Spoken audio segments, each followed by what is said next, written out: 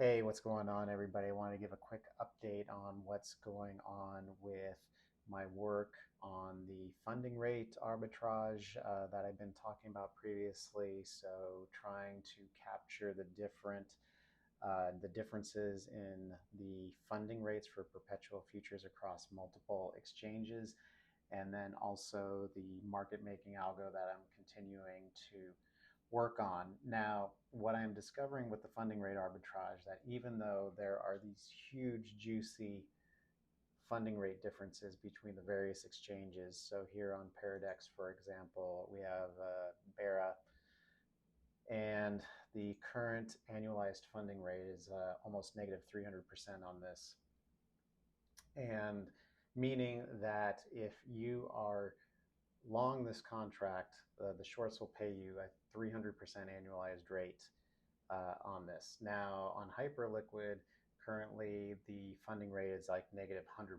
So there's a 200% funding difference between those two exchanges, which you could potentially capture. But what I am running into here is there are a lot of nuances to this strategy. So first thing is commissions are going to make a huge difference. So are you going to be paying maker fees on both sides, or are you going to try to do a taker on one, actually doing a taker fee on both sides? So using market orders on both sides for trying to get into the position, or are you going to try to use limit orders on both sides and save on the commission? Because on Paradex, you're paying 3% or 3 basis points for market order. You get a half a basis point rebate for a limit order. And then on Paradex, you're paying 4.5% or 4.5 basis points for market versus 1.5 basis points for a limit.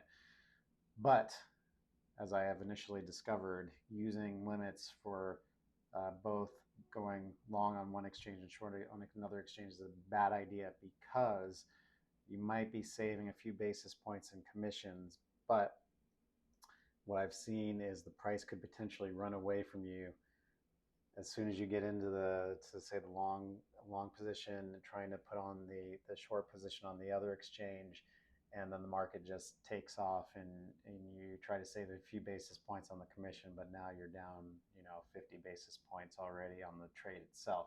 So that's kind of the first thing, is the execution is super critical. So what I've been trying to do instead is using a limit order on one exchange, preferably the exchange with less liquidity, and then using a market order to get into the hedge position. Now, the other thing that I'm seeing, especially with the coins that have less liquidity, so this one, for example, I think it's trading around $1 or $2 million in volume a day on Paradex, so not a ton of liquidity. Now, if I use limit orders to try to put this position on, and then planning on using a market order on Hyperliquid, for example, well, my limit order is just a sitting duck there. If it's not, I'm not actively moving it around to try to match the price on Hyperliquid, and as the price starts moving on Hyperliquid, my quote then becomes stale, and I had a trade where I basically ended up losing 50 basis points just that way, because it sat on Paradex. So, and we can kind of see here, this is the order book from Hyperliquid. The price difference here is, we've got 58888, 5713. So I mean, it's bouncing around a lot, but roughly the price is fluctuating, within 5 or 10 basis points, just as we are looking at it right here. So even if you're super fast, you get hit with your limit gets hit on Paradex, and then you go and immediately try to offset on Hyperliquid, you can already be down 10 basis points that way as well. So yeah, I'm running into a number of challenges, which is making this strategy seem like not quite the free lunch that it is. Now, the other thing to consider is, like, you got to hold this position then long enough for it to see a return. So if the funding rates swap places, so Hyperliquid starts paying more and Paradex starts paying less, and you had your trade the other way around, then you're going to be underwater as well. So what I'm seeing though is it tends to be you're going to need to hold this trade for at least 48 hours before um, the funding is going to cover your commissions and any other trade costs for getting into this trade.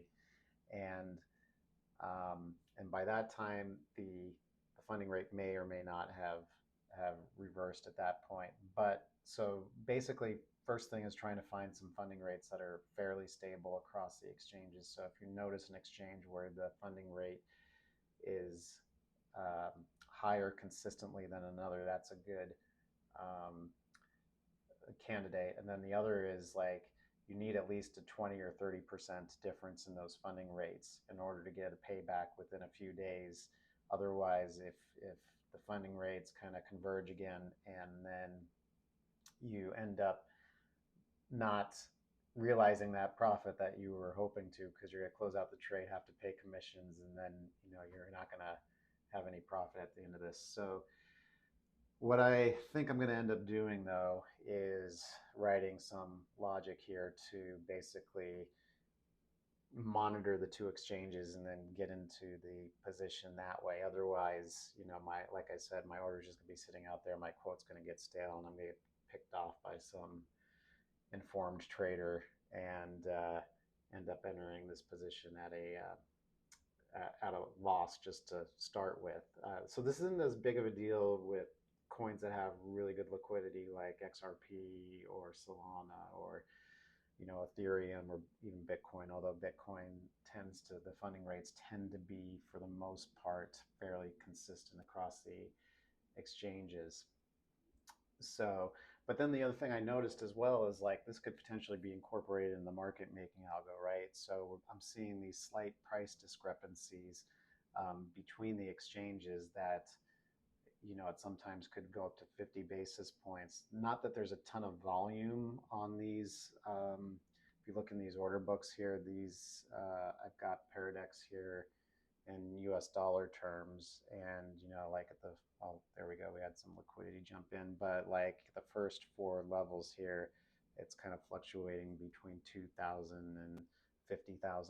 So it's not like you could pick off these quotes if they end up being stale compared to Hyperliquid, quickly offset on Hyperliquid, and then just unwind the trade once the prices converge again. So that's going to be something else that I'm taking a look at as well. So I haven't done that much development though with the trading strategies themselves as far as automation. I'm currently still in the process of getting all my plumbing migrated over to my open source library.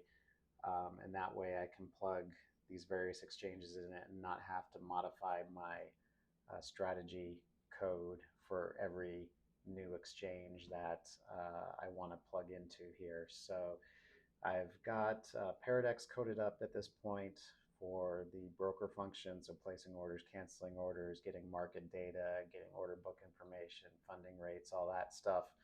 And I'm now working on implementing my kind of paper broker or mock broker functionality, which I'm using to trade. So it basically takes a data feed from an exchange. So I could take a Paradex data feed, take its order book, and submit orders to this paper broker, and basically have it kind of simulate the trade, so I can run these strategies against live data. Since most of the test nets on these crypto exchanges suck, I haven't tested out Hyperliquids, but Paradex's test net sucks for sure. As far as it's okay for testing the API itself to see if it's working, but testing the actual strategy logic, there just isn't realistic data over there. At least last time I tried it out. So that's why I implemented this paper broker idea, and just I'm simulating it there. And so I can kind of test these strategies out using real data, but just simulated fills. So I've got that in the works right now, and that's been a lot of code because I originally wrote this for Interactive Brokers and their API, and then that API has changed so much over the years that when I started going back to work on this thing, uh, there were a lot of things that were broken, and now I'm introducing crypto exchanges into the mix on this thing as well, and so I'm basically having to do a ton of refactoring. But over the long run, as I bring new data sources online, new exchanges and stuff like that, it's going to end up saving me some time and heartache. So I'm putting that work in now, and hopefully it will pay off in the future. So love to hear what you guys are working on.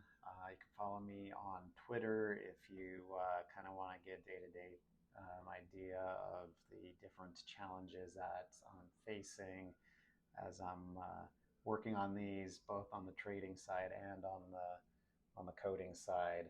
And drop a comment, and I'd love to hear what you guys are working on, or if you have any questions. And I'll see you guys later. Bye.